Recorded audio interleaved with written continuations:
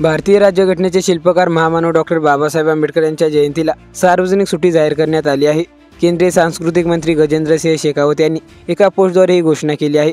Doctor Babasaheb Ambedkar यांच्या समाज आणि संविधानातील योगदानासाठी 14 एप्रिल रोजी जयंतीला सार्वजनिक सुट्टी राहील असं पोस्टमध्ये म्हटलं आहे। केंद्रीय सांस्कृतिक मंत्री गजेंद्रसिंह शेखावत यांनी सोशल मीडियावर टाकलेल्या पोस्टमध्ये सांगितलं आहे की हा निर्णय UPSC, CBSE, राष्ट्रीय अनुसूचित जाती जमाती आयोग, राष्ट्रीय मानवाधिकार आयोग, केंद्रीय माहिती आयोग आणि इतर महत्त्वाच्या सरकारी संस्थांच्या कर्मचाऱ्यांना लागू राहील।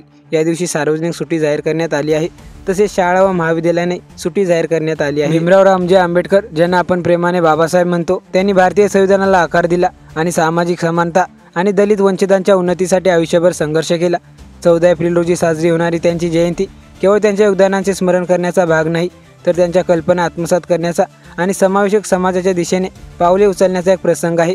यावर्षी 14 एप्रिल रोजी सोमवार असल्याने देशभरातील सर्व केंद्र सरकारी कार्यालय आणि औद्योगिक आस्थापनांमध्ये सुट्टी लागू असेल। तसेच अधिकृत निवेदनात स्पष्ट केले आहे की या सुट्टीच्या काळात शाळा, महाविद्यालय आणि सरकारी कार्यालय बंद राहतील, ज्यामुळे लोकांना विविध कार्यक्रम, सांस्कृतिक कार्यक्रमांना उपस्थित राहून बाबासाहेबांचे जीवन आणि त्यांच्या सामाजिक सुधारण्याचे स्मरण करता येईल।